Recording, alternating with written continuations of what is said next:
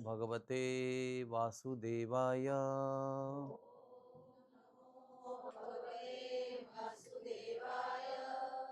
ओम नमो भगवते वासुदेवाय।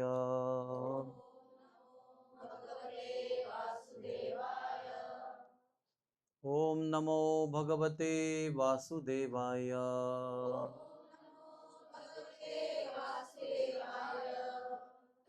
ग्रीन। हरे कृष्णा कृष्ण कृष्णा हरे हरे, हरे रामा राम रामा हरे हरे। ओम अज्ञानतिमिरन्धस्य ज्ञानाञ्जनशलाकया चक्षुरुन्मिलितं येन तस्मै श्रीगुरुवे नमः। श्रीचैतन्यमनोभीष्टं स्थापितं येन भूतले स्वयं रूपः कदा मह्यं ददाति स्वपदान्तिकं। श्रीकृष्ण चैतन्य प्रभु नित्यानंद श्री अद्वैत गदाधर श्रीवासादि गौरभक्तवृंद। हरे कृष्णा कृष्णा कृष्णा हरे हरे, हरे राम राम राम हरे हरे। बोलिए, नारायणं नमस्कृत्य नरं चैव नरोत्तमं देवीं सरस्वतीं व्यासं ततो जयमुदीरये। हरे कृष्णा।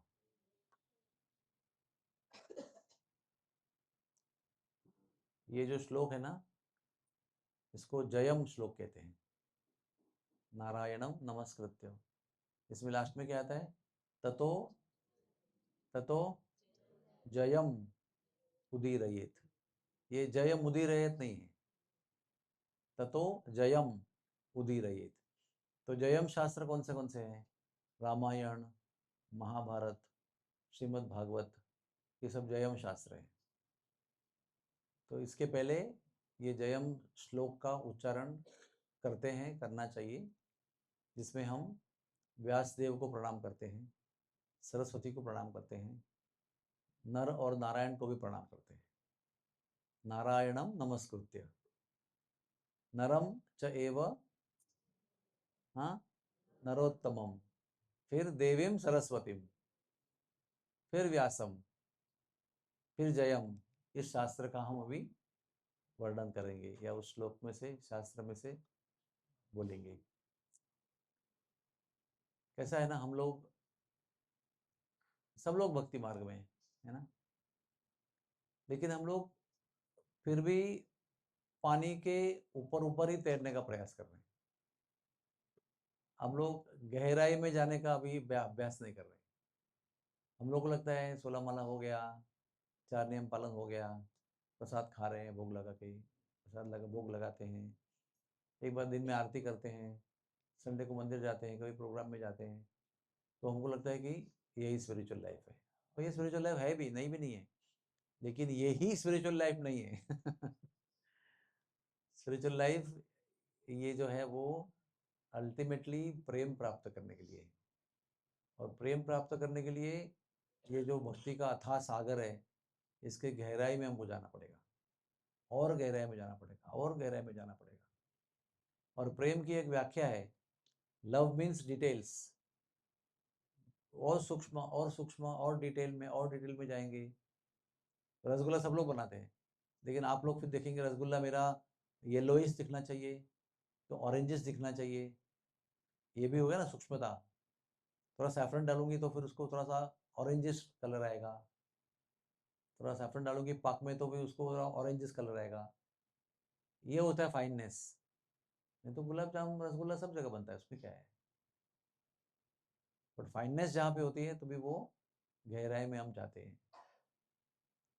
तो अभी हम लोग कितनी, हर रोज सुबेरे हर रोज में हम लोग नारायण नमस्कृत्य, ओम नमो भगवते वासुदेवाय, नष्ट प्रायुष भद्रेशु, सब बोलते हैं।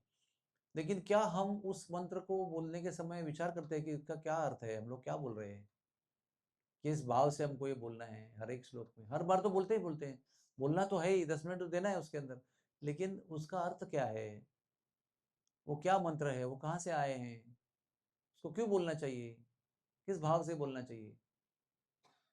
इसी को कहते हैं एडवांसमेंट। प्रसाद सब लोग खाते हैं, हमारे संप्रदाय में, समुदाय में हर एक व्यक्ति भोग लगा के ही खाते हैं, लेकिन वो एक जो खाने की प्रक्रिया है ना, इसको हम पाना कहते हैं, एक्चुअली खाना भी नहीं कहते, पाना कहते हैं, ग्रहण करना कहते हैं, इंग्लिश में ऑनर करना कहते हैं। वो इतनी सूक्ष्म बात है कि केवल आप वो ही चीज अगर ढंग से करेंगे ना, तो उसी एक चीज से आप भगवत धाम पहुंच सकते हैं, एक चीज से।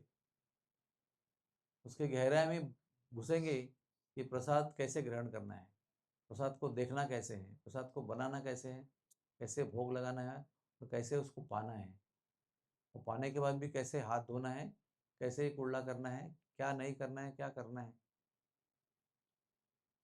जैसे एक छोटी सी बात है, हम सब लोग कुल्ला करते हैं,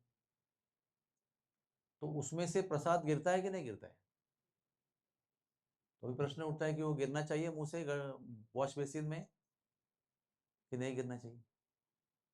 अगर वो प्रसाद है और साक्षात भगवान है, तो वो गटर में नहीं गिरना चाहिए, आपके ड्रेन पाइप से जाना नहीं चाहिए, जहाँ से कपड़ा धोने का पानी जाता है, जहाँ पर लेटरिन का पानी भी जाता है, वहाँ से जाके वो मिलना ठीक है क्या?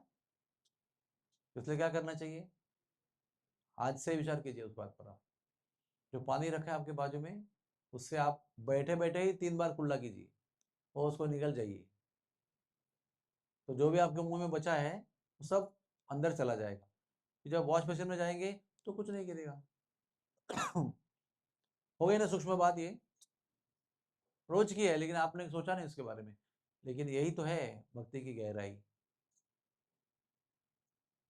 मेरे पिताजी हमको ये हमने ये उन्होंने हमको ये सिखाया है कि स्टील के प्लेट में पहले तो पोंछ के खाना है, फिर वो मिर्ची जो रखा है ना उसको बाहर रखना है प्लेट के, फिर प्लेट में पानी डालना है और वो पीना है, फिर कटोरी में पानी डालना है, वो सब कटोरी में डालना है, करते करते करते ऐसा घुमा घुमा के फिर वो पीना है। तो उससे क्या होगा, जो बर्तन मांजेंगे तो प्लेट में एक अन्न कण भी नहीं रहेगा जो कटोर में जाएगा वॉश बेसिन से, सारा वहीं पर खत्म हो गया, वो आपके अंदर चला गया सब कुछ, प्लेट का भी गया, हाथ का भी गया, मुंह का भी गया। तो कोई भी प्रसाद का भी कोई भी कण, एक्सेप्ट मिर्ची और कड़ी पत्ता जो भी कुछ होगा ऐसा जो हम लोग नहीं खा सकते हैं, हम तो कड़ी पत्ता भी खाते हैं, लेकिन मिर्ची नहीं समझो खा सकते हैं, या कभी कभी ब्लैक पेपर नहीं खा सकते हैं, वही केवल मिलेगा आपको बाजू में वो, बाकी सारा चीज जहाँ पहुंचना है वहां पहुंचना चाहिए, और जहाँ नहीं पहुंचना है वो नहीं पहुंचना चाहिए। समझे आपको है? इसलिए मैंने कहा इस प्रकार से अगर प्रसाद की चेतना में हम प्रसाद खाएंगे, तो केवल प्रसाद खाने के एक्टिविटी से ही हम लोग भगवत धाम पहुंचाएंगे, कितनी शक्ति है उसके अंदर। ठीक है, तो आज का दिन बहुत ही पवित्र दिन है। आज के दिन को व्यास पूर्णिमा कहते हैं, आज के दिन को गुरु पूर्णिमा भी कहते हैं।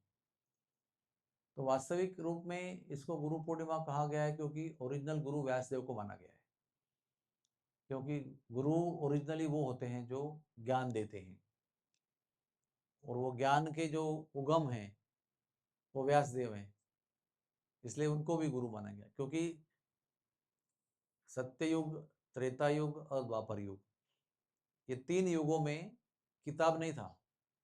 आपने कभी अर्जुन को, धर्मराज को, युधिष्ठिर को किताब लेके पढ़ते हुए देखा नहीं होगा, ना किधर वर्णन आता है, वो केवल सुनते थे।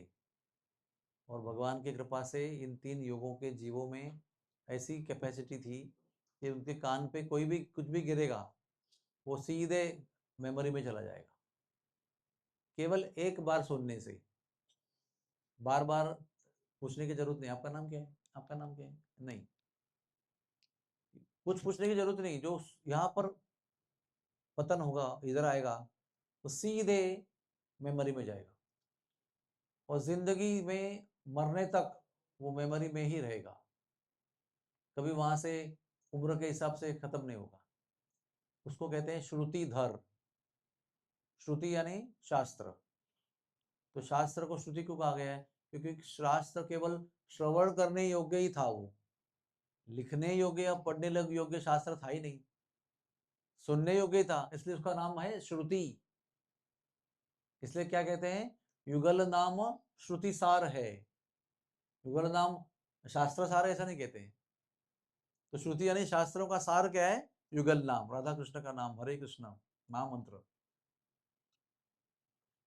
लेकिन कलयुग ऐसा युग है जिसकी शुरुआत से ही विस्मृति प्रधान हो जाती है। भूलना एक इंपॉर्टेंट गतिविधि हो जाती है। आपको भूलने के लिए कुछ भी जरूरत नहीं है, आप सुनने के बाद तुरंत भूलना शुरू हो जाता है। जैसे स्नान करने के बाद तुरंत एक ही क्षण में गंदा होना शुरू हो जाता है, पसीना आना शुरू होता है, ब्रश करते ही मुंह खराब होना शुरू होता है। यानी स्वच्छता या ज्ञान ये प्राप्त होते ही नष्ट होना शुरू हो जाता है। और अगर ध्यान में नहीं दिया, आपने ध्यान नहीं दिया तो और जल्दी चला जाता है। ध्यान दिया तो कुछ ना कुछ आपको इंटरेस्ट है, भाई 1 करोड़ कहाँ मिल रहा है, आपने ध्यान से सुना तो आपको शाम तक तो याद रहेगा। नहीं तो लिखना पड़ेगा, क्या कहाँ बोला, कितना स्टेप्स था उसके अंदर, कितना फॉर्म भरना पड़ेगा। तो इसको देखते हुए भगवान के जो 6 ऐश्वर्य हैं उसमें से एक ऐश्वर्य है ज्ञान।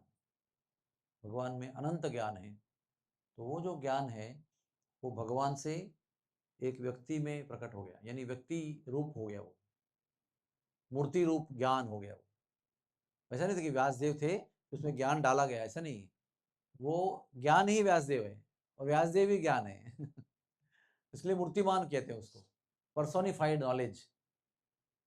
तो वो प्रकट हो गए और फिर क्योंकि वो स्वयं ज्ञान थे, जो भी ज्ञान कहलाता है, श्रुति कहलाती है, वो सभी कुछ वही थे।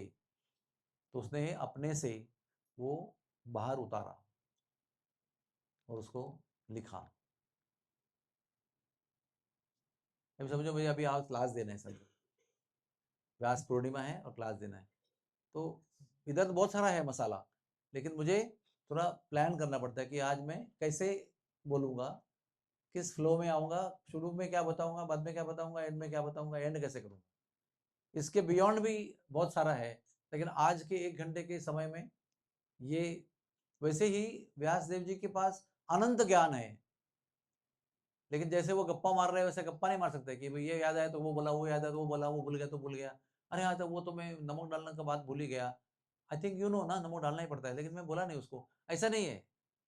उनको भी, व्यासदेव को भी जो भी आपको बोलना है वो कलयुग के लोगों को मन में रख के उनको प्लान करना है कि मुझे कैसे और क्या बोलना है, कब बोलना है, कितना बोलना है अभी और बाद में कितना बोलना है, उसको कैसे मैं वर्गीकरण करने वाला हूँ, कौन से क्लास में मैं क्या बोलूंगा।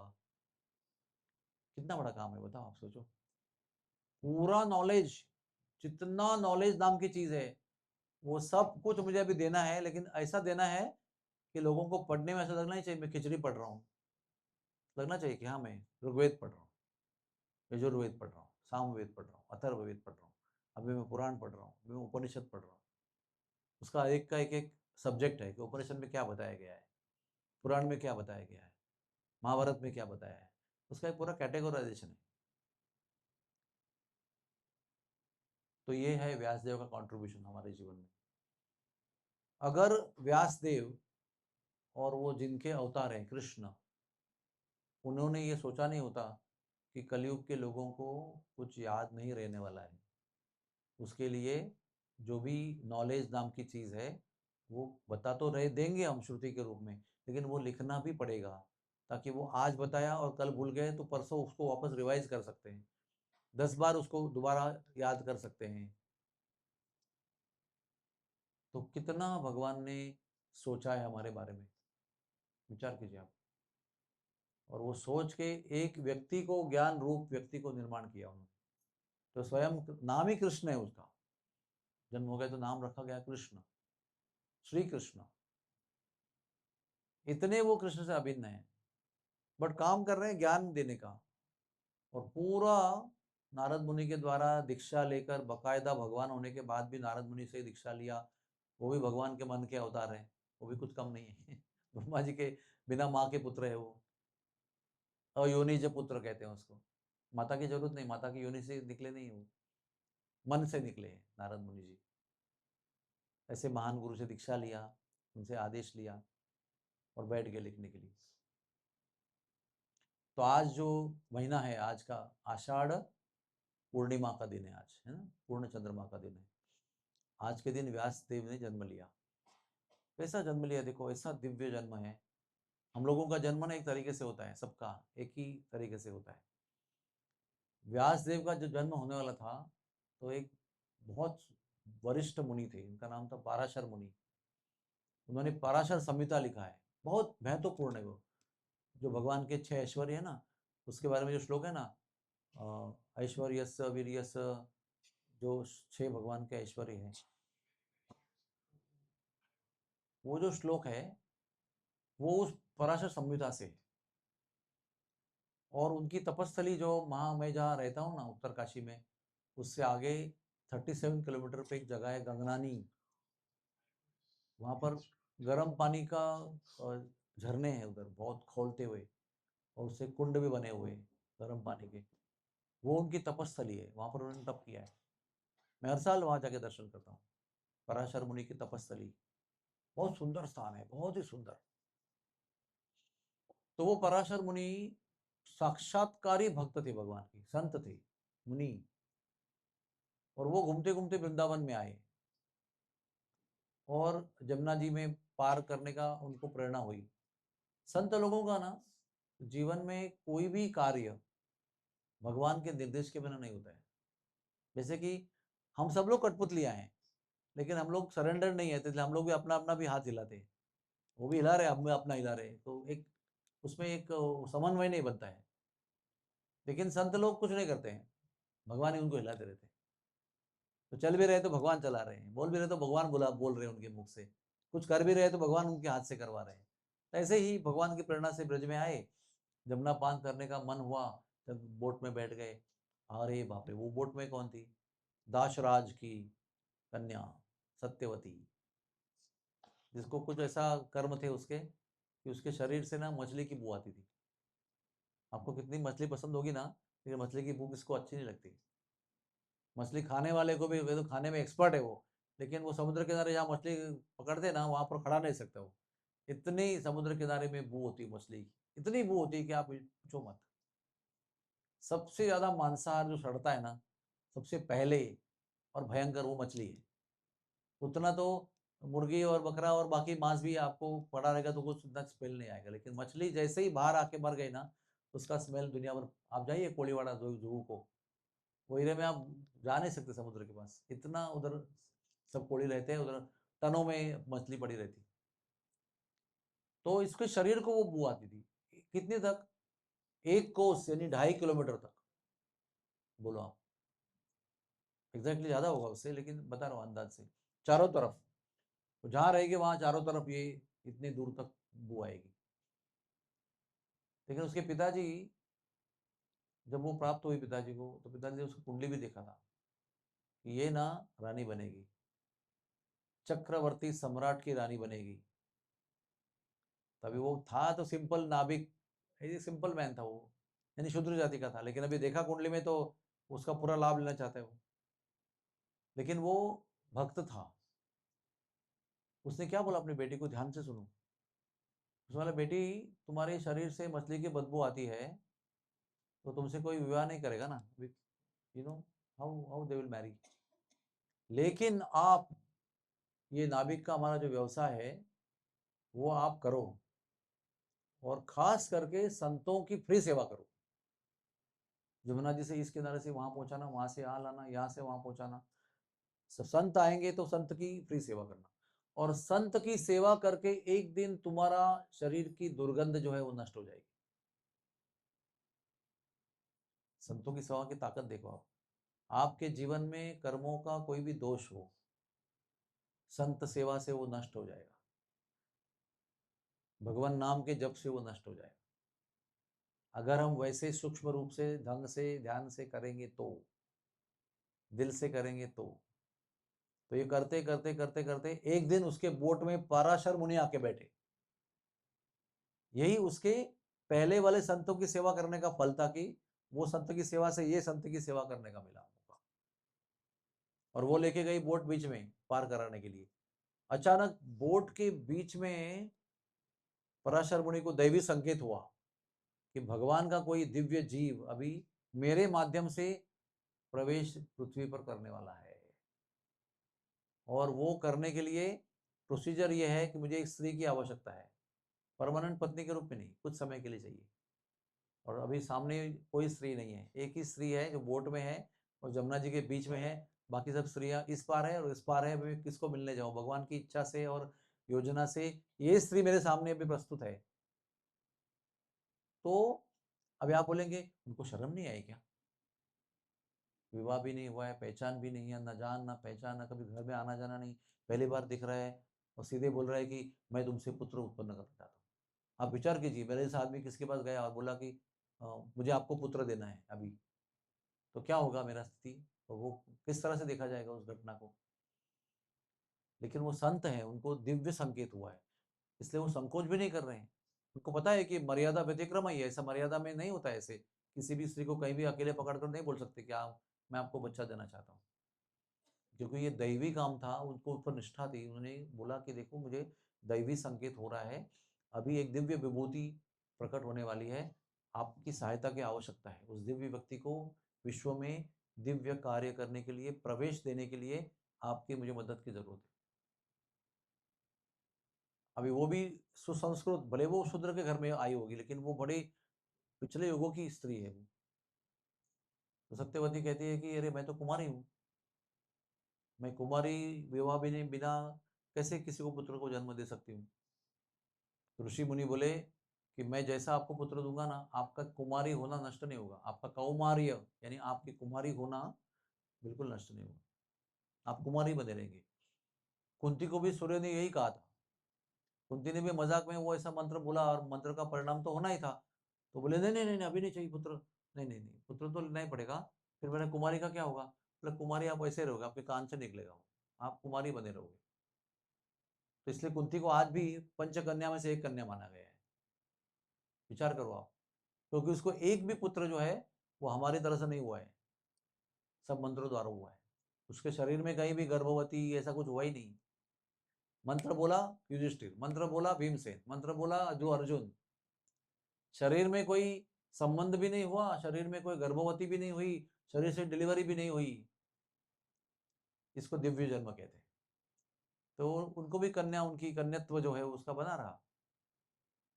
ठीक है, तो वो वरदान मिला। दूसरा बोला कि मेरे शरीर से इतनी बदबू आती है, कैसे हो सकता है? उन्होंने कहा जैसे ही आप राजी हो जाओगे ना, आपका, आपके शरीर की सारी दुर्गंध खत्म हो जाएगी। और यही नहीं, दुर्गंध खत्म में आप नॉर्मल हो जाएगी, लेकिन आपके शरीर से एक कोस तक सुगंध निकलने लगेगी उसके बाद में। दो हो गया। तीसरा बोलती है कि अरे हम तो पब्लिक में है इधर, भले हम लोग बीच में हैं पानी के, लेकिन उधर भी लोग देख रहे हैं, इधर भी लोग देख रहे हैं, वो खड़े रहते हैं ना लोग नाव नाव के इंतजार में। तो ऐसे जनता के सामने कैसे कर सकते हैं? तो उन्होंने बोला कुछ चिंता मत करो, मैं मंत्र से ऐसा एक बादल निर्माण करूंगा हमारे, जैसे कि हम लोग गुफा में चले जाएंगे, एक प्रकार से बादल के अंदर जाएंगे, कुछ किसी को कुछ दिखेगा नहीं क्या हो रहा है। फिर इसका भी हो गया समाधान। और चौथा बोलते हैं कि आप लोगों को भी बता रहा हूँ मैं, कभी भी, हाँ, खास करके यहाँ पर कोई एकदम कोई जवान लड़की नहीं है, लड़का भी नहीं है, लेकिन आपको उनको बताना चाहिए, कभी भी जल के अंदर ये काम नहीं करना चाहिए, पति पत्नी वाला काम।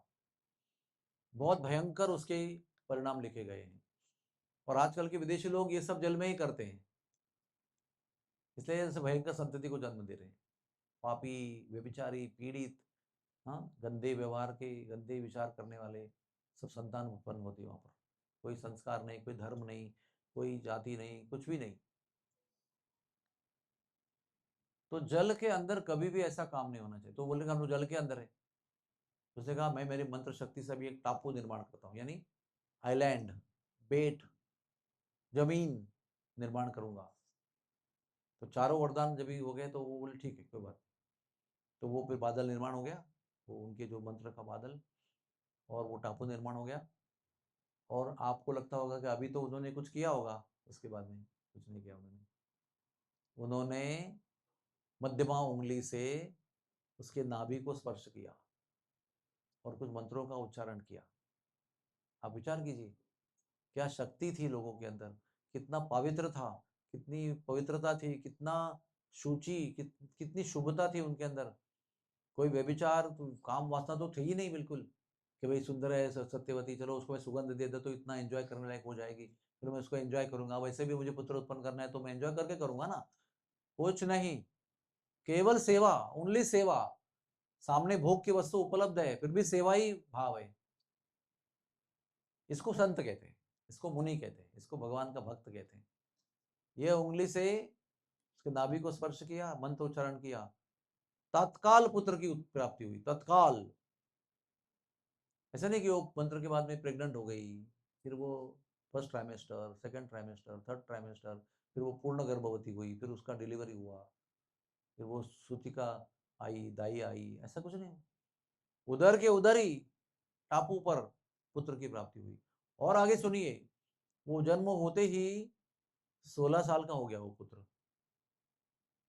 उसको कहते हैं सिद्ध अवतार। सिद्ध अवतार की व्याख्या क्या है कि उसका बाल्यकाल नहीं होता है, वो रेंगना, वो चलने को सीखना, वो बोलने को तोतले तोतले बोल बोल के सीखना, वो सारी चीजें करने को सीखना, खाने को सीखना, पीने को सीखना, बोलते हैं ना पॉटी ट्रेनिंग, सब करते हैं ना बच्चों को, हम लोग सिखाते हैं कि बेबी बोल के जाएगा बच्चा, पहले तो पॉटी में नैपी में करेगा। ऐसा कुछ नहीं है, नो बाल्य लीला, सीधा एडल्ट। तो हो गया 16 साल का, सांवले रंग का था वो पूरा, उसका नाम श्री कृष्ण रखा गया, उधर के उधर नामकरण हो गया। और उसका नाम पूरा किया गया श्री कृष्ण द्वैपायन, जो द्वीप पर जन्म हुआ है उसका। तो श्री कृष्ण द्वैपायन ये उसका पूरा नाम है, सरनेम नहीं है, पूरा नाम है श्री कृष्ण द्वैपायन। और तो दिव्य जीव तो था ही, वो भगवान की इच्छा से, भगवान ही स्वयं थे वो। तो माता को प्रणाम किया। पहले माता जो ना ना ना बोल रही थी ना, अभी बोल रही पुत्र कहाँ जा रहे हो। यही होता है, जब तक कन्या कन्या होती है तब तक उसको बालकों के प्रति शायद अट्रैक्शन नहीं होता है, लेकिन जैसे ही उसको पुत्र होता है, पुत्री होती है, सारा वात्सल्य जो अंदर छुपा हुआ है वो प्रकट हो जाता है। पहले इतनी कन्या थी वो शून्य माता थी, अभी कन्यात्व खत्म, अभी ओनली मातृत्व। अभी पति पति भी दिखता नहीं उसको, पति का भी अट्रैक्शन खत्म होता है।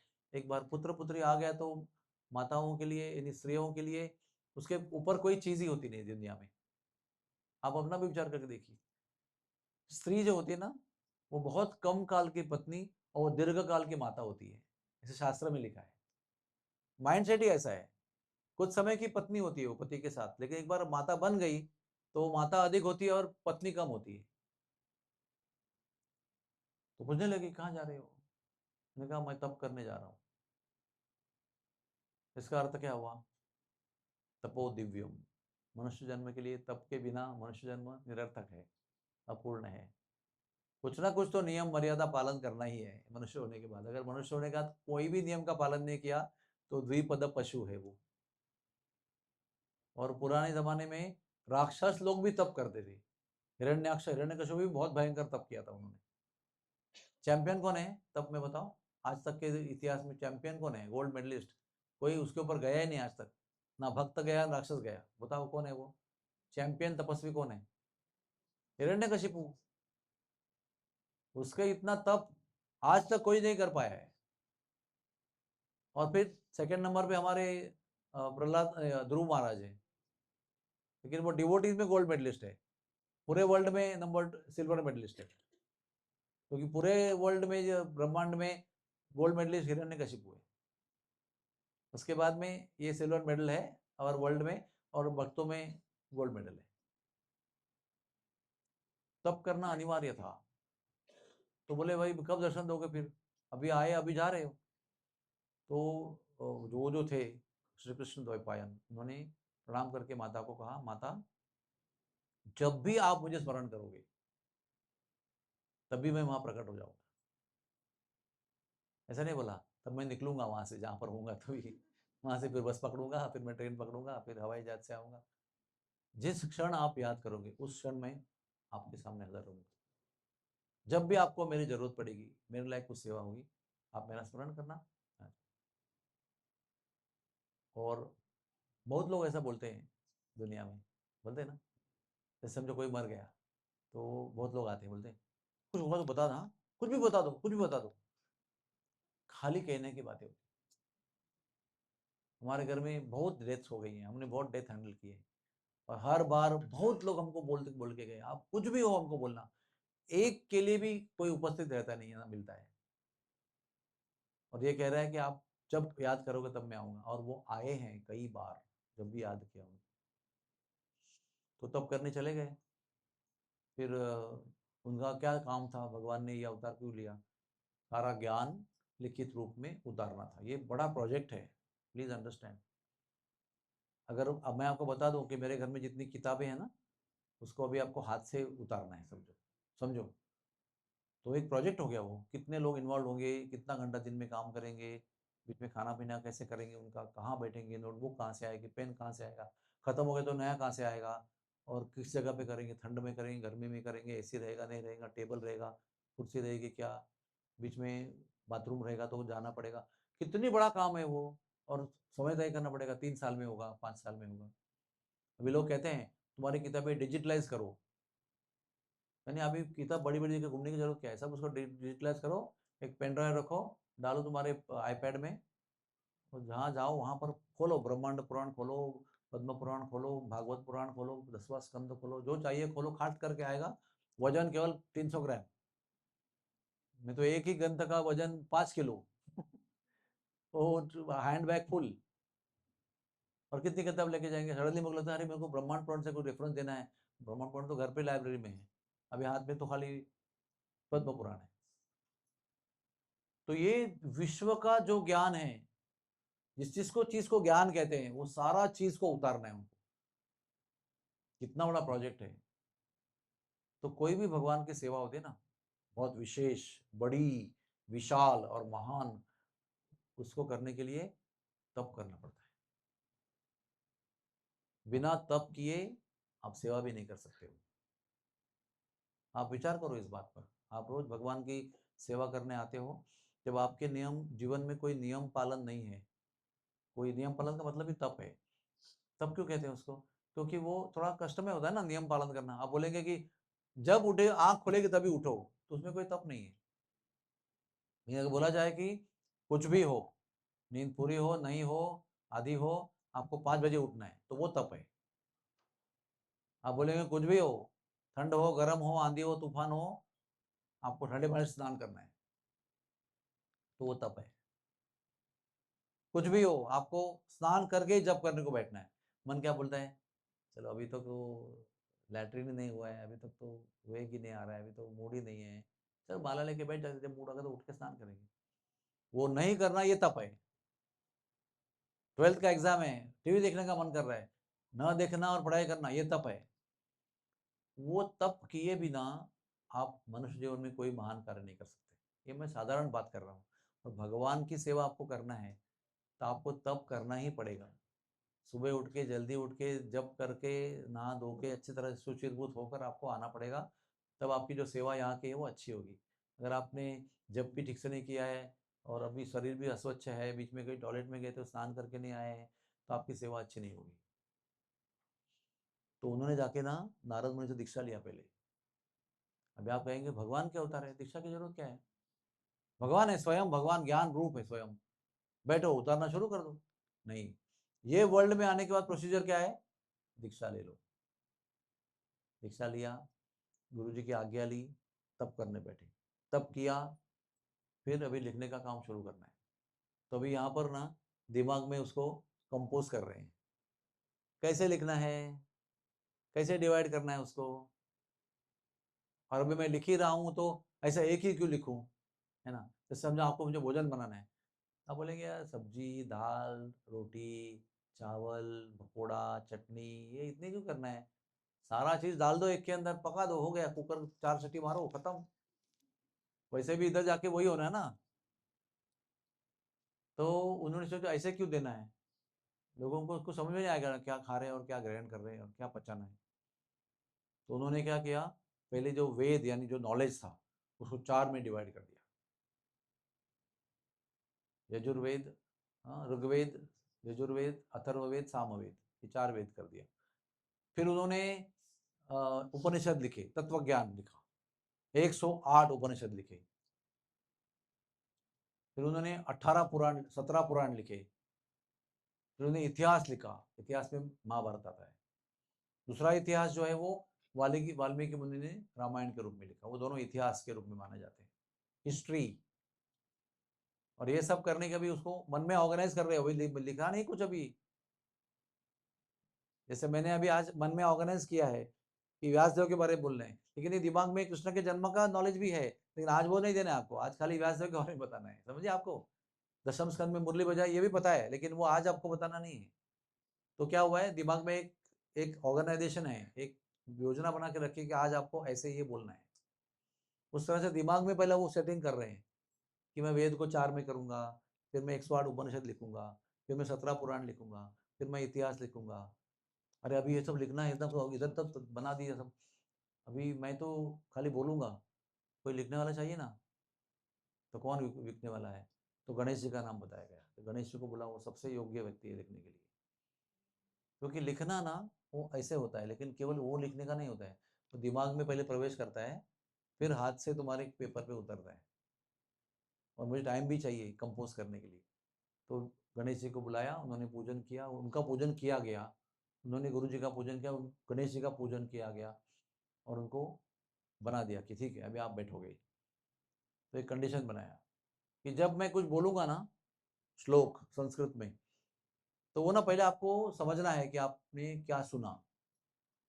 जैसे मैंने आपको बोला आलू की सब्जी बनानी है, तो पहले आलू पका लो। हाँ, आलू पका लो, पता नहीं क्या पकाना मतलब क्या होता है, पानी चाहिए कि कुकर चाहिए कि गैस चाहिए। पानी पका, आलू पका लो, ऐसा नहीं होता है।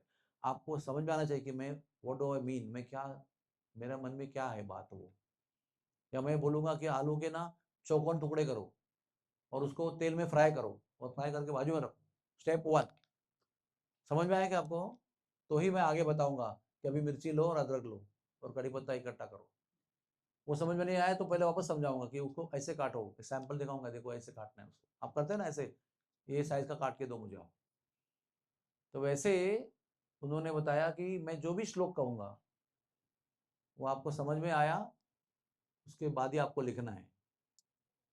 क्या उसका उद्देश्य था कि जब जब तक वो समझने लायक हो जाएंगे, समझेंगे, तब तक मैं दूसरा श्लोक मन में रेडी रखूंगा, दूसरा श्लोक बनाऊंगा। ये बहुत सुंदर प्रक्रिया है। इस तरह से वो बैठ गई। और भी कैसे है, मैं इधर बैठा हूँ, बाजू में बैठा, ऐसे नहीं है, या मैं सामने बैठा, ऐसे नहीं। मैं एक गुफा में बैठा हूँ, वो दूसरी गुफा में बैठा है, इमेजिन। आज भी जाके देखो आप, उधर एक मणिभद्रपुर नाम का गांव है, वो बद्रीनाथ के 4 किलोमीटर आगे है। वो भारत का पहला गांव है, कुछ लोग उसको आखिरी गांव कहते हैं, लेकिन अधिकतर लोग पहला गांव कहते हैं। भारत में चाइना से आते ही पहला गांव जो है मणिभद्रपुर है। वो अनेक तीर्थों का खजाना है, वो अनेक अनेक लीलाओं का स्थली है, वो छोटे से गांव में। उसमें नदी सरस्वती का उगम है। इतना सुंदर स्थान है वो, इतना सुंदर स्थान है, इतना सुंदर, नीला नीला स्वच्छ पानी है। और कितनी ऊंचाई से गिर रहा है वो, उसकी ध्वनि देखते हैं आप प्रसन्न हो जाओगे, इतनी सुंदर ध्वनि है। और वो जल आपको गिरते हुए नहीं तो नजर आएगा, आपको लगेगा कि बाष्प में ही नीचे गिर रहा है। एक्चुअली पानी गिर रहा है, जब नीचे गिरता है तो उसकी आवाज आती है, तो आपको पता चलता है कि हाँ अरे पानी है। लेकिन आपको देखेंगे ना, आपको लगेगा कि कोई बाष्प, ऐसा भाप ही गिर रही है, ऐसा लगेगा आपको। लेकिन वो इतनी ऊंचाई से है, इसलिए ऐसा दिख रहा है।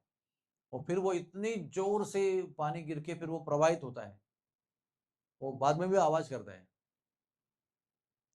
तभी इसके सामने ही बैठे वो, व्यासदेव की गुफा के सामने सरस्वती नदी बह रही है, ऐसे आ रही है यहाँ से। तो उसके बाजू वाले थोड़े से दूर गणेश जी बैठे हुए हैं, और ये उनको बोल रहे हैं तो उनको सुनना है ना। समझिए, मैं आपको बता रहा हूँ अभी कुछ, अभी पीछे से कुछ ठाक ठाक ठुक ठुक आवाज आने लगा, तो मैं आप बोलते रहो, बोल तो रहा हूँ, आपको सुनाई कुछ नहीं पड़ेगा। तो ये बोल रहे हैं, लेकिन सरस्वती की आवाज डिस्टर्ब करने लगी उनको। तो संत लोग कभी भी तुरंत गुस्सा नहीं करते। उन्होंने नदी को बताया, आप जरा आपका आवाज थोड़ा कम करो। शांति से जाओ। पंढरपुर में ऐसे ही वो भीमा नदी ऐसा भयंकर आवाज करते हुए पर्वत से आ रही थी, तो लोग आवाज से डर गए, तो विठल के काल भैरव के पास में गए, बोले महाराज आप तो रक्षक हो पंढरपुर के, देखो वो भयंकर आवाज करके आ रही है, डर लग रहा है हमको। तो काल भैरव डंडा लेके निकला। वो डंडा लेके जब निकला तो नदी को देखकर डर लगा, बाप रे इतना भयंकर व्यक्ति मुझे दंड देने के लिए आ रहा है। तो उसने पांडुरंग को पुकारा, पांडुरंग बचा लो, मुझे डर लग रहा है बहुत व्यक्ति का। पांडुरंग ने कहा शांत होके चले जाओ, वो कुछ नहीं करेगा, आवाज बंद करो, बस खत्म। इसलिए आज तक, उस समय के बाद में आज तक चंद्रभागा भीमा नदी का कोई ध्वनि नहीं है। इतना बड़ा पात्र है, इतना पानी जा रहा है, लेकिन आवाज शून्य है उसकी। तो वेग से जाने वाले वस्तु को या व्यक्ति को गर्व किसका होता है? वेग का होता है कि मैं वेगवान हूं। तो शरीर जिसका बलवान है उसको बल का गर्व होता है कि बलवान, तो बहुत 10 डिग्री है उसके पास, PhD है, उसको ज्ञान का गर्व होता है ना। जो दिखने में बहुत सुंदर है उसको सुंदरता का गर्व होता है। इस नदी को वेग का गर्व होता है। तो सरस्वती ने व्यासदेव को भी सुनकर भी नहीं माना। तो व्यासदेव बोले जो मैं कह रहा हूँ वो नहीं सुन रही हो, मैं तुमको शाप देता हूँ कि तुम यही जमीन में जाओगी, और आप जाके देखो वहां पर, आपको संत की वाणी का क्या प्रभाव है आपको पता चलेगा। उसके गुफा के बिल्कुल सामने वो जमीन के अंदर जा रही है, वहां से अलकनंदा आ रही है। आपको लगता होगा कि अलकनंदा का मिलन हो रहा है, वहां पर मिलन नहीं हो रहा है, अलकनंदा टर्न होके जा रही है और ये जमीन में जा रही है। और उसके बाद में नदी सरस्वती पूरे भारतवर्ष में अंडरग्राउंड ही है, उसको ऊपर आने का कहीं मौका ही नहीं है। इसलिए संत की वाणी को कभी भी लाइटली मत ले लो। क्या है, क्या करेगा, क्या होगा, ऐसे सोचते हैं हम लोग। लेकिन संत की वाणी को जब हम पालन नहीं करते हैं, अवज्ञा करते हैं, दुर्लक्ष्य कर देते हैं, तो उसका परिणाम ऐसे होता है। इतनी महान नदी को, जिसके किनारे में सारे शास्त्र लिखे गए, कितना बड़ा भाग्य है उसका, उसको भी अंतर्गत जमीन में जाना पड़ा। और वो त्रिवेणी संगम में भी है, जमीन के अंदर है। नासिक में भी 7 नदियों का संगम है रामकुंड में, उसके भी जमीन के अंदर है वो। वरुणा है, 80 है, क्या क्या नदियां उसके अंदर है, लेकिन सब वो सरस्वती नदी के जमीन के अंदर है। इसलिए साधुओं की वाणी को कभी भी दुर्लक्ष्य नहीं करना चाहिए, अनादर कभी नहीं करना चाहिए। चली गई वो, फिर उन्होंने सब कुछ लिखा, गुरु जी की आज्ञा पूर्ण करने का पूरा प्रयास किया। उसके बाद में क्या हुआ, जब आप गुरु जी का आज्ञा पालन करते हो तो क्या होना चाहिए? हाँ हाँ, सेटिस्फैक्शन, समाधान प्राप्त होना चाहिए। और उसके आगे की बात बताता हूँ आपको, आनंद होता है आपको जब गुरु जी के आज्ञा आप सच्ची रूप से पालन करते हो ना, तो दिल में एक अनोखा आनंद का अनुभव करते हैं हम लोग। और वो भी ऐसा होता है आनंद कि जीवन में कुछ भी कष्ट हो गए, दुखदायी चीजें घटती होंगी, फिर भी वो आनंद ऐसा अपने आप खड़ा रहता है बीच में। यानी वो आनंद को आप मिटा नहीं सकते हो, जो गुरु की आज्ञा को पूर्ण करने के बाद अनुभव होता है, प्राप्त होता है। वो आनंद का अनुभव अनंत दुखों के अनुभव के सामने भी टिका रहता है, वो उनके प्रभाव से नष्ट नहीं होता है। इसीलिए उस आनंद को दिव्य आनंद कहते हैं। दिव्य आनंद का मतलब कोई भी वस्तु उस आनंद को नष्ट नहीं कर सकती। और सुख का व्याख्या क्या है कि दुख आते ही सुख खत्म हो जाता है। कितना भी सुख हो आपको, तो जो आपका बेटा नीट एग्जाम में भारत में फर्स्ट आया सपोज, और उसी शाम को आपके माता का देहांत हो गया, समझो, होता है ना, कई बार होता है। तो वो नीट में फर्स्ट आया, इसका आनंद शून्य हो गया, अभी सुख शून्य हो गया, सुख खत्म हो गया उधर। आपके बेटे की आज बेस्ट ऑफ बेस्ट लड़के से शादी हो रही है, और मैंने भी देखा है उसी दिन बेटी के पिताजी का डेथ होता है और शादी पोस्टपोन हो जाती है। तो बेटी की शादी होने का जो सुख है वो 1 सेकंड में खत्म हो जाता है। लेकिन गुरु की आज्ञा पालन करने के बाद जो आनंद होता है वो किसी भी प्रकार के दुख से नष्ट नहीं होता है। आप वो दुखों को भी अनुभव करते रहेंगे और आनंद का भी अनुभव करते रहेंगे। अभी ये कह के क्या फायदा है बताओ? कुछ फायदा नहीं है। जब तक आप स्वयं इस चीज का अनुभव नहीं करोगे, तब तक हमारी कथा में ही रहेगी, कभी भी आपको उसका अनुभव नहीं होगा। इसलिए स्पिरिचुअल लाइफ काफी हद तक जो है ना वो अनुभव की बात है। कम हद तक सुनना है आपको, अधिक हद तक स्पिरिचुअल लाइफ जो है ना वो अनुभूति की बात है। मैं क्या बोल रहा हूँ और मेरा क्या अनुभव है, तो जब तक आप अनुभव नहीं करेंगे तब तक आपको समझेगा नहीं। संत लोग प्रयास करते हैं, गुरुजी प्रयास करते हैं आपको वो देने का, लेकिन जब तक आप उसको स्वीकारने के और प्रैक्टिस करने के योग्य नहीं होते हो तब तक आपको उसका अनुभव नहीं होता है। तो ये बात कहाँ से निकली? उनको समाधान प्राप्त नहीं। तो व्यासदेव को लगा कुछ ना कुछ गड़बड़ है मेरी सेवा में। मैं सब कुछ तो किया जिसके लिए आया था, जो करना सब किया मैंने, लेकिन मुझे वो जो एक्सपेक्टेड, अपेक्षित जो आनंद है वो नहीं मिल रहा है। और वो मुझे बता रहा है कि कुछ ना कुछ तुम्हारे काम में कमी है, त्रुटि है, गड़बड़ है, लेकिन समझ में नहीं आ रहा था। तो फिर वो बंद किया काम, और वो जहाँ सरस्वती नदी है वहां पर जाके किनारे में बैठ गए उसके, और गुरु जी को पुकारने लगे, नारद मुनि को। नारद मुनि अवतरित हो गए। उन्होंने पहले ना थोड़ा उनका परिहास किया, अरे इतने बड़े ज्ञान के अवतार और तुमको नहीं पता, तुम मुझे प्रश्न पूछ रहे हो, तुम स्वयं तो ज्ञान हो, ज्ञान की मूर्ति हो, और तुम्हें नहीं। अरे महाराज जी, हास परिहास का समय नहीं, मेरे लिए बहुत गंभीर विषय है, मैं आपको एकदम गंभीरता से परेशान होकर प्रश्न पूछ रहा हूँ, कहाँ मेरी गड़बड़ हो गई बताइए आप मेरे गुरु हो। तब गुरु जी भी गंभीरता से बोले कि आपने सब कुछ तो लिखा, लेकिन जो भी आपने लिखा है ना वो पढ़ के लोगों को कुछ फायदा नहीं होगा। क्योंकि ये सब क्यों लिख रहे हैं आप? इसका प्रयोजन क्या है? इसका प्रयोजन भगवान की प्राप्ति है। प्राप्ति छोड़ दो, भगवान कौन है ये भी पता नहीं चलेगा आपको जो आपने लिखा है वो पढ़कर। इसलिए वेद जो है ना, वेद उपनिषद, इसको पूरा छान मारने के बाद भी बहुत ज्ञान मिलेगा, भगवान नहीं मिलेंगे। ये प्रमाण है इसका। वो जो वेद है ना, वेद वो देवियां हैं सब। वो देवियां रूप में एक बार भगवान के पास आई थी मिलने के लिए, ब्रज की कथा में आता है। और वो देवियां जो वेद रूपी देवियां हैं, वो भगवान को कह रही है कि भगवान, हमको मालूम है कि हमसे आपका दर्शन लोगों को होने वाला नहीं है। हमको पढ़ के समझ के आपका दर्शन नहीं होने वाला है, ये हमको पता है। तो अगर ऐसा है तो हमारा उद्धार कैसे होगा, जो हमारा पढ़कर भी किसका उद्धार नहीं होने वाला है, और हमारा फिर उद्धार कैसे होगा? तो भगवान ने उनको गोलोक का दर्शन कराया, और गोलोक का दर्शन करके उन्होंने गोपियों को देखा भगवान की सेवा करते हुए। तो उन्होंने बोला हमको ना वो चाहिए जो गोपियां कर रहे हैं ना, वो हमको चाहिए। तो भगवान ने वेदों को, देवियों को आशीर्वाद दिया, उसको कहते हैं श्रुतियां, श्रुति देवियां कहते हैं उनको। श्रुति देवियों को आशीर्वाद दिया कि आप, जब मैं आऊंगा कृष्ण बनकर द्वापर में, 28वें द्वापर में, तब आप गोपियां बनकर आएंगी, और तब यमुना जी की कृपा से मैं आपको प्राप्त हो जाऊंगा। बहुत लंबी कहानी है वो। कहने का तात्पर्य है कि वो वेद रूपी देवियां भी जानती हैं कि हमारे अंदर सब कुछ है, लेकिन भगवान का दर्शन नहीं मिलेगा। तो वो नारद मुनि वही उनको बता रहे हैं, आपने बहुत कुछ लिखा है, अच्छा लिखा है, मनुष्य के लिए आवश्यक है, सब लिखा है, लेकिन इसका पर्पज अगर भगवान की प्राप्ति है, प्राप्ति छोड़ दो, दर्शन भी नहीं होगा भगवान का। तो फिर बोले अच्छा, फिर बताओ क्या करना है?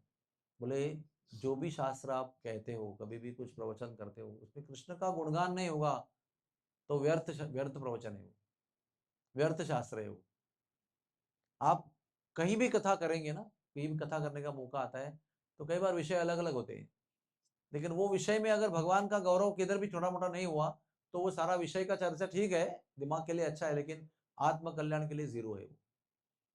अभी आप प्योर भगवान का गुणगान करो, तब आपका जो बाकी लिखा हुआ वो भी परिपूर्ण हो जाएगा। फिर वो गए, उत्तर मिला प्रश्न का, उत्तर वापस गए, तो फिर उन्होंने श्रीमद् भागवत लिखा, 18,000 श्लोक लिखे। 18,000 श्लोक, 12 स्कंद, 335 अध्याय। जब वो लिखे तो उनको वो समाधान प्राप्त हुआ जिसकी खोज में थे वो। और वो समाधान कैसा होता ना, वो बाहर से आग लोगों को बोलने की जरूरत नहीं, आपको जाके किसी को बोलने की जरूरत नहीं, वो अंदर में पता चलता है कि ये है वो 100%। तो उनको समाधान प्राप्त हुआ। इसका अर्थ क्या हुआ कि गणेश जी को सब नॉलेज है, क्योंकि उन्हें सब कुछ उन्हें समझ बूझ के लिखा है। वेद भी लिखे, उपनिषद भी लिखे, पुराण भी लिखे, 17वां भी लिखा, और 18वां भी भागवत पुराण लिखा। सब सब कुछ गणेश जी पूर्णतः ज्ञानी है, हर चीज का ज्ञान है उनको। सो अभी इसमें बीच में महाभारत कभी कैसे आया बताता हूँ आपको। तो इस बीच में महाभारत का ऐसा हुआ, भागवत के पहले की बात है। कहते हैं 3 साल व्यासदेव ने 3 साल चिंतन किया और कंपोज किया महाभारत। आपको लगता होगा कि भाई 10 दिन में हो गया रहेगा, सब कुछ लिखना है। तो एक महाभारत लिखने के लिए उनको 3 साल केवल मनन करना पड़ा, मनन, खाली चिंतन करना पड़ा, मन में ऑर्गेनाइज करना पड़ा जो भी बताना है। और जब उतारने का समय आया ना, तो क्या बताऊं आपको, 60 लाख श्लोक लिखे उन्होंने केवल महाभारत। 60 लाख श्लोक का महाभारत प्रकट किया उन्होंने। उसके अंदर भी ना हर 22 श्लोक के बाद में एक क्लिष्ट श्लोक है, उसका एक कुछ नाम है उस श्लोक का, मैं भी अभी मुझे तुरंत याद नहीं आ रहा है। वो क्लिष्ट श्लोक इसलिए है कि उनको टाइम चाहिए था अच्छे श्लोक बनाने के लिए, इसलिए गणेश को टाइम लगेगा ऐसे उन्होंने क्लिष्ट श्लोक, जिसका अर्थ जो है डायरेक्ट नहीं है, उसको सोच सोच के आपको समझेगा, अरे हाँ अच्छा अच्छा ऐसा है क्या। वो हरी रंग की सब्जी जिसके ऊपर फोड़े फोड़े होते हैं, दोनों टाइप के जगह पर ऐसे नैरो हो जाते हैं। और तो आप बोलेंगे क्या बता रहे हो, बहुत सोचेंगे, अरे करेला बोल रहे हो, करेला। वो करेला दोनों तरफ से अरुंद होता है, छोटा सा होता है, डार्क ग्रीन कलर का होता है, उसके अंदर फोड़े भी होते हैं, लाइन भी होती है। बाद में आपको ध्यान में आएगा, अरे तो करेला बोल रहे हैं। तो डायरेक्टली करेला बोलने के बदले में ऐसा वर्णन करेंगे तो आपको थोड़ा टाइम लगेगा समझने के लिए, वो टाइम ही उनको चाहिए था। ऐसे 60 लाख श्लोक में हर 22 श्लोक के बाद में ऐसा श्लोक है जिसका अर्थ जो है वो बहुत क्लिष्ट है, समझ में नहीं आएगा। 60 लाख श्लोक का भागवत महाभारत लिखा, तो 30 लाख श्लोक निकाल के उन्होंने देवताओं को दे दिए, ये तुम्हारा महाभारत। एक अपना शिष्य को लगा दिया, बोले तुम देवताओं को सिखाना उसको। फिर 15 लाख निकाले उसमें से और गंधर्वों को दे दिए। यानी वे गंधर्व कौन कौन है, वो गंधर्व को उपदेवता कहते हैं। देवता कौन है, ब्रह्मा, शिव, हाँ, गणेश जी, वरुण देव, वायुदेव, चंद्र देवता, सूर्य देवता, ये सब देवता हैं। और उनके जो भी है, उपदेवता कौन है, किन्नर, यक्ष, गंधर्व, किम पुरुष, ये सब उपदेवता हैं। ये देवताओं का मनोरंजन करते हैं, उनकी सेवा करते हैं। देवता भी सब एक नहीं होते हैं, उनके अलग अलग कैटेगरी होती है। बहुत सुंदर होते हैं सब लोग, गाने में एक्सपर्ट होते हैं, लेकिन उनके अंदर भी बहुत कैटेगरी होती है। तो वो उन्होंने मेन देवताओं को 30 लाख दे दिया, एक गुरु के साथ दे दिया।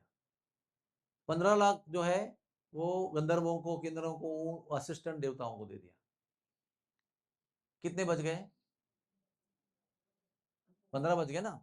तो उसमें 14 लाख जो है वो राक्षसों को दे दिए, उनका एक गुरु दे दिया कि तुम जाके राक्षसों को पढ़ाओ, क्योंकि राक्षस लोग देवताओं के साथ बैठ के पढ़ेंगे नहीं उनकी जमती नहीं है, अलग स्कूल में उनको अलग पढ़ाओ। तो 14 लाख उनको दे दिया। कितना बचा, 1 लाख। वो 1 लाख पृथ्वी के मनुष्य जीवों को दिया। तो हम लोग जो पढ़ते हैं वो 1 लाख श्लोक का वो महाभारत है केवल। और वो जो गुरु हैं वैष्णव पायन, उनको दिया पृथ्वी पर कि तुम पृथ्वी पर उसको चलाओ, सबको सिखाओ उसको। वो आचार्य हैं उसके, व्यासदेव ने लिखा है लेकिन सबके आचार्य जो हैं, उसके आचार्य जो है वैशम पायन है। तो कौन कौन है वो, देखो, एक है पैल ऋषि, उनके 4 प्रमुख शिष्य हैं व्यासदेव के। पैल ऋषि, पैल, उनको उन्होंने ऋग्वेद दिया लोगों को पढ़ाने के लिए। वैशम पायन को यजुर्वेद दिया, तो बाद में महाभारत दिया पृथ्वी के लोगों के लिए। जैमिनी को सामवेद दिया, और सुमंतु को अथर्ववेद दिया। और भागवत किसको दिया, सुखदेव जी को दिया। भागवत सुखदेव जी जो है उनके पुत्र भी है, उनके शिष्य भी है ना? तो हमें पता नहीं आपके पास कितना समय है, कितना समय है हमारे पास। एक काम करता हूँ, थोड़ा फटाफट बताता हूँ, हाँ, क्योंकि अच्छा है ये, आज सुनेंगे तो अच्छा है। तो इस तरह से शास्त्र का निर्माण हुआ, डिवीजन हो गया, बंटना शुरू हो गया।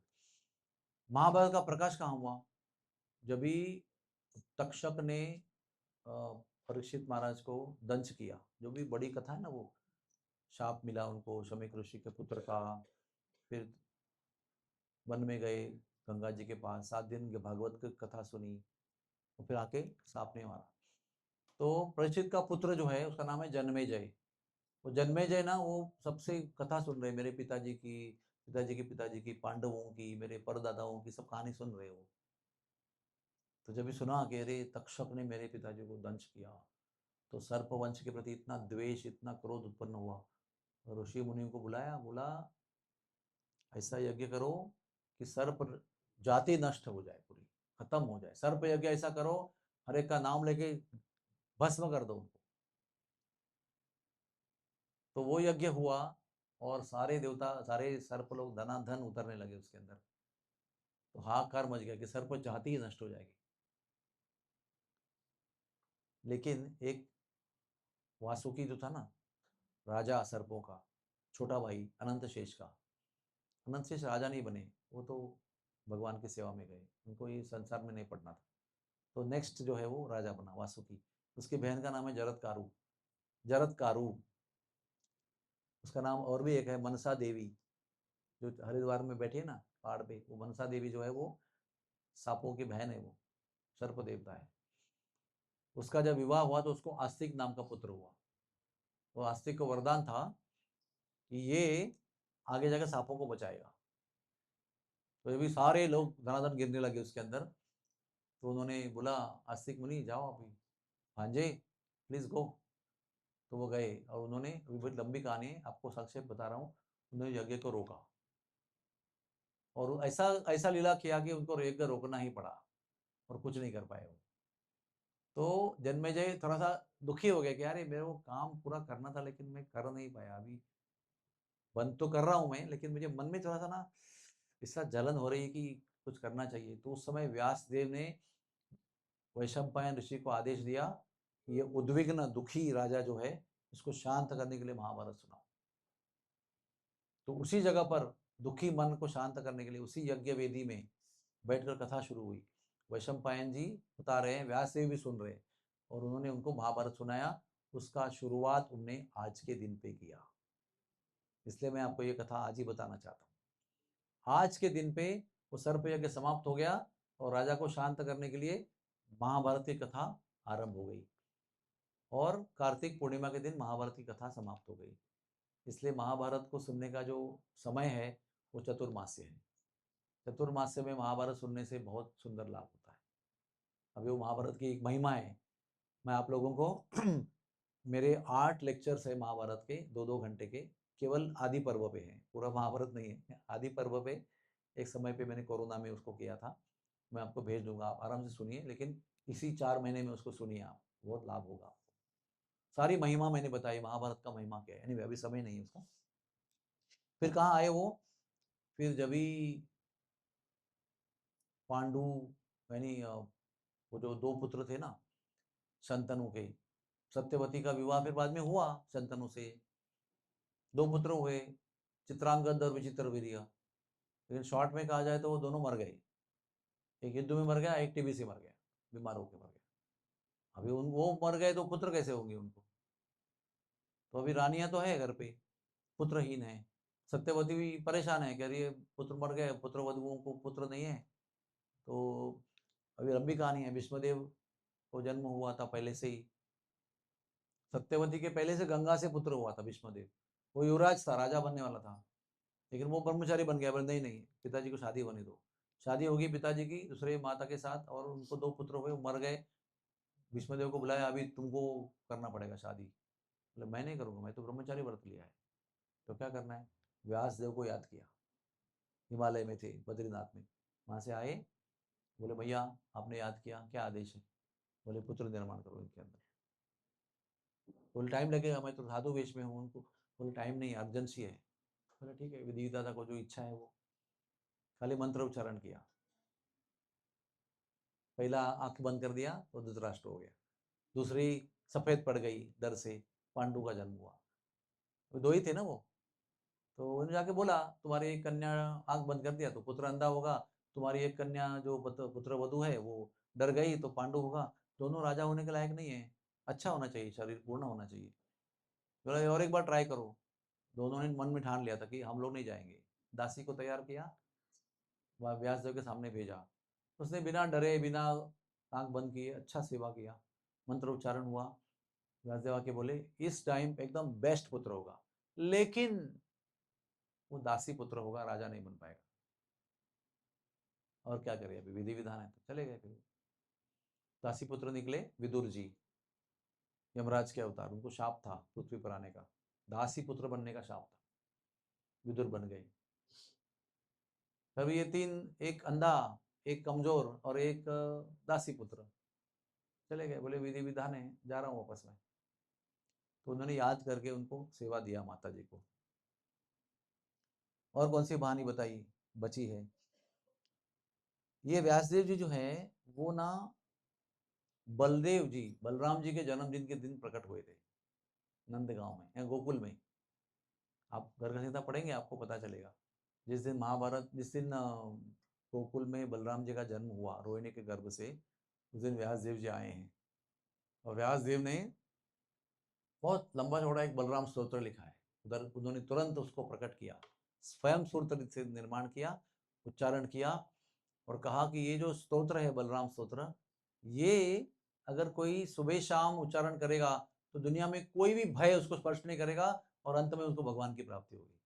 मैं वो भी श्लोक आज को शाम को भेज दूंगा आपको व्हाट्सएप पर, क्योंकि बलराम जयंती बहुत जल्दी आने वाले ना, बहुत जल्दी 28 अगस्त को, इसी महीने में बलराम जयंती आने वाली है, अगले महीने में। तो वो एक व्यासदेव का अवतरण है महाभारत लीला में। उसके बाद में जब भी अंत में अश्वत्थामा ने ब्रह्मास्त्र फेंका तो हाहाकार मचने वाला था, विश्व का नाश होने वाला था। तो अर्जुन को कृष्ण ने कहा तुम क्या देख रहे हो, तुम भी चलाओ उसको, काटो। तो दूसरा निकला, तो दोनों को आके व्यासदेव ने पकड़ के खत्म कर दिया। ऐसा है संतों का काम। जब सबसे भयंकर स्थिति होती है ना, तो संत लोग अपना सिद्धि का चमत्कार दिखाते हैं। हिमालय से प्रकट हो गए समझ करके ये दोनों चला रहे, तो आकर उन्होंने उसको रोका और विश्व को नष्ट होने से बचाया। ऐसे ही व्यासदेव जी, फिर जब भी परीक्षित को शाप मिला और भागवत कथा चालू हो गई, तो ये व्यासदेव जी भी वहां पर आए। सामने से उनका पुत्र आया सुखदेव।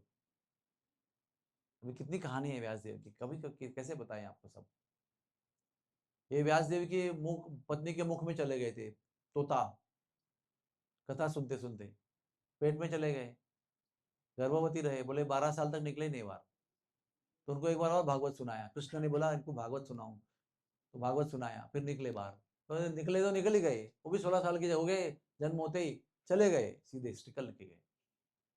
और रास्ता में किसी बच्चों को श्लोक बोलते सुना, भगवान का गौरव, रुक गए, बोले कहाँ से सुना आपने?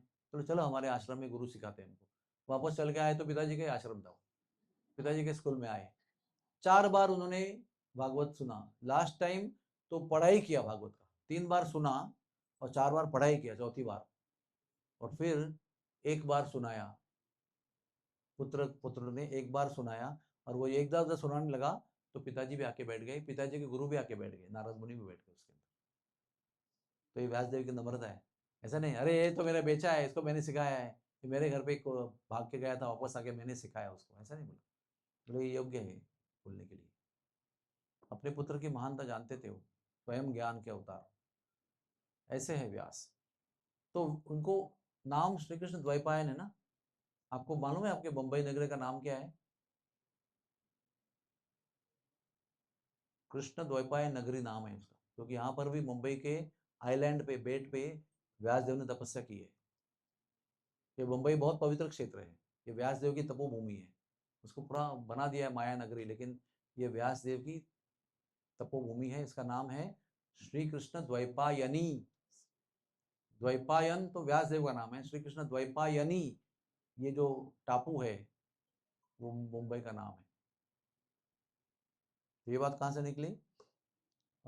ओके, तो वो व्यासदेव जी सुखदेव जी के पिताजी हैं। उन्होंने बैठकर पूरा भागवत सुनाया अपने मुख, अपने पुत्र के मुख से। हाँ, तो ये जो व्यास नाम कहाँ से पड़ा, उस पे से ये निकला बात। व्यास नाम कहाँ से पड़ा? व्यास नाम की व्याख्या है वेद विस्तारिति इति व्यासः। जो किसी चीज का विस्तार करता है उसको व्यास कहते हैं। स्त्री का भी अर्थ यही है, स्त्री विस्तारिती इति स्त्री, जो विस्तार करती है, यानी दो होते हैं तो उसको चार बना देती है, यानी पुत्र हो जाते हैं, पुत्रियां हो जाती है, परिवार बढ़ता है। तो स्त्री भी उसी प्रकार की व्याख्या है। तो वेदों को उन्होंने विस्तार किया, इसलिए उनका नाम वेद व्यास पड़ा। उनका मूल नाम श्री कृष्ण द्वैपायन है और वेदों का विस्तार किया, इसलिए नाम वेद व्यास पड़ा। Hare Krishna Krishna Krishna Hare Hare, Hare Ram Ram Ram Hare Hare. Thank you very much.